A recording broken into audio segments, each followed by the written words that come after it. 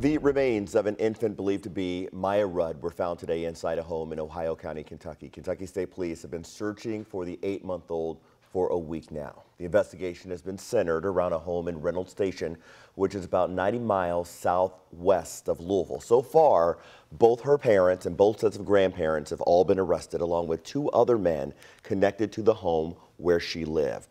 The 9 Team's Taylor Woods has the latest details. A 9-day search for 8-month-old baby Maya Rudd has now ended. It's devastating because I wouldn't want to be the one to find her. Neighbors have been concerned the entire time. According to a police report, Maya Rudd hadn't been seen by family since April. Kentucky State Police arrested Rudd's parents, 30-year-old Cage Rudd and 29-year-old Tesla Tucker, on Wednesday, June 5th. They faced drug-related charges along with child abuse and abandonment of a minor. I just wonder if they'll be taking the walls out of that house. You know, some people, I want the cop shows I watched. The search for Maya began Thursday, June 6, when KSP filed a missing child investigation after a welfare check for the missing infant. 3 days later, the baby's paternal grandparents were arrested, 56-year-old Ricky Smith and 49-year-old Billy Smith. Billy Smith was arrested for assault, while both Ricky Smith and 37-year-old Timothy Roach were arrested on drug-related charges. On Wednesday, June 12, Talitha and David Tucker were arrested. They are Rudd's maternal grandparents. Talitha had a warrant out for her arrest in Indiana, while David was arrested for a no payment of a warrant. Thursday, state troopers arrested the 8th person, 28-year-old Brody Payne, who is charged for his alleged role in a drug operation inside the Rudds' home. As you can imagine, by gauging the outside of this house, it was equally cluttered and so much debris inside. There was a lot for investigators to go through and move. But on Friday, a decomposed body consistent with that of the missing 8-month-old was found inside the home. Kentucky State Trooper Corey King says her body was found hidden in a concealed manner. They located under a pile of debris the body of what we believe is Maya Rudd. 8-month-old Maya Rudd's body will now be examined for an autopsy. Taylor Woods, WHAS11 Night Team, on your side. Just about 30 minutes ago, we learned that 4 of the people charged in the case now face additional charges related to the found remains. Maya Rudd's parents, Tesla Tucker and Cage Rudd, along with Rick Smith and Brody Payne, were all charged with abuse of a corpse, tampering with physical evidence, and failure to report a death of a person. The Ohio County coroner will transport the remains to the state medical examiner's office here in Louisville. We're learning new information about the search warrant executed back in November in connection with the disappearance of Crystal Rogers. New court documents reveal Steve Lawson led them to that site.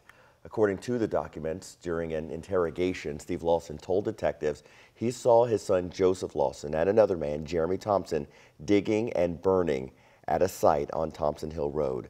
Steve Lawson said this was happening within 5 days of Crystal Rogers' reported disappearance, which was the weekend of July 4th in 2015.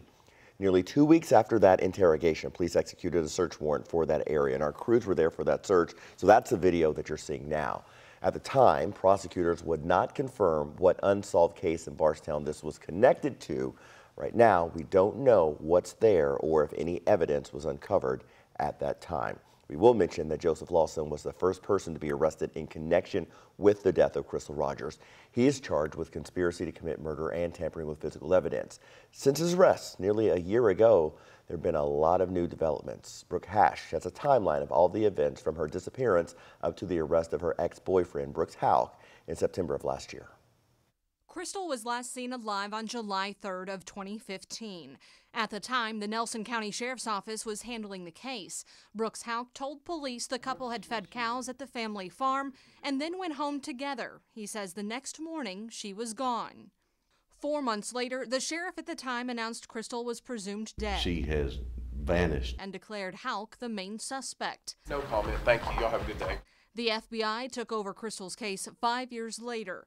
They'd spend the next 2 years searching several properties from the home of Brooks' brother, former Bardstown police officer Nick Houck, and the family farm. That brings us to June 21st of this year, when a grand jury indicted 32-year-old Joseph Lawson on 2 charges: conspiracy to commit murder and tampering with physical evidence. His attorney confirmed it was in connection to the Crystal Rogers case. And finally, the arrest of Brooks Houck, now charged with murder and tampering with evidence on a $10 million cash bond. So Steve Lawson was arrested in December, charged with conspiracy to commit murder and tampering with physical evidence. This year, all three men charged have appeared in court multiple times. All three have requested their trials be moved out of Nelson County. Special Prosecutor Shane Young has requested to consolidate the three suspects' trials into one case. Meanwhile, just yesterday, Steve Lawson's attorney argued his charges should be dropped because he was promised immunity in exchange for cooperating with police. That's a lot of information. To see the latest in that, just go to our website, WHAS11.com. And to catch up on the details of the case, you can also listen to our podcast, Back to Bardstown with Shay McAllister. You can get it wherever you listen to your podcasts. And we are learning new information tonight about the mayor placing LMPD Chief of Police Jackie Gwen Villarroel on paid administrative leave. The mayor says it's related to how the chief handled a sexual harassment allegation. Today, the mayor confirmed Gwen Villarroel came to him about the claim during a meeting on May 22nd. In an audio recording of that meeting, the chief asked the command staff if there's anyone with whom they could not work. In response, Major Shannon Lauder accuses another LMPD major of sexually harassing her. The chief acknowledges Lauder, but then goes on to promote the accused officer. Lauder's attorney confirmed this was the first time the allegation was made to Gwen Villarroel, saying she wanted to make it confidentially, but felt compelled to speak up after being put on the spot. Well, the chief brought this to my attention that an incident had occurred. Now it's probably been about 2 weeks ago. And the second I heard that, I had concerns. There are two independent investigations into the incident, one by former head of the FBI Louisville office, David Byer, and one by the LMPD. There's still a lot of questions swirling about the incident, something the LMPD Major Steve Healy attempted to address during a weekly community roundtable. She's still the chief. Okay. She's still the chief. She's just on leave right now, but she's still the chief. What I want to tell you, and when you talk about going from the top to the bottom, it really shouldn't matter who's in that chair, because our mission is still to serve this community. Yeah. These officers are still supposed to serve this community in a fair, ethical, and constitutional manner. As for a timeline on how long the investigation could last, attorneys with whom we spoke speculate the investigation could be done rather quickly due to the public interest. And it appears the mayor won't be revealing much about what the chief told him in their conversation until the investigation is complete. Kentucky baseball fans are gearing up for the College World Series in Omaha, and BBN is already starting to swarm one of the city's most famous establishments. Mason Hordisky has more from Rocco's. Baseball's all about tradition. The fresh-cut grass, a hot dog, the Americana. And here in Omaha, there's a new tradition that involves slamming more Jell-O shots than any other school here. Hi, what team? Welcome to Rocco's, home of college baseball's most famous Jell-O shot challenge.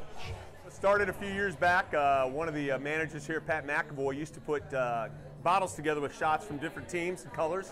And I'm like, that's kind of time consuming. Let's, maybe do it with some Jell-O. So 2,100 shots later, social media got involved and people were like, they're making these for 10 cents and, selling them for a bunch of money. And it wasn't like that. And we weren't doing it to make money. We were just doing it to have fun. But it's not just all for fun. Last year, went to the food bank of the Heartland. So, LSU shows up last year, drinks 68,000 shots, and we sell 96,000 shots and donated $148,000 to charity. So, yeah, it's kind of blown up a little bit. Now a new Big Blue challenger enters the fold. 3 Kentucky shots. Kentucky, please. 2 Big Blue Nation Kentucky Jell-O shots, please. Let's get this started. Big Blue Nation's here. We're ready to rip Omaha apart. It's our first year, and love it.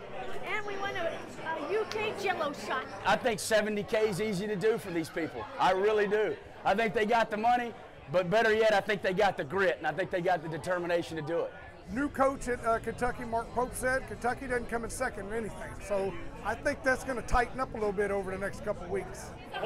I tell you what, they did real well day one. Here we go. Cheers. C-A-T-S. Cats, cats, cats. You wait a long time to do something like this. If you're here, you might as well enjoy it. It doesn't happen all the time. Woo! And it's a lot of luck in baseball, and if you're lucky enough to get here, you want to take the time to come to Omaha and enjoy it. Go Cats. Go Cats. Now look, there's no guarantee just how long Kentucky baseball will be here in Omaha, or if their fans can get them at the top of the leaderboard here at Rocco's. But hey, it's worth a shot. Mason Horodisky, WHAS11.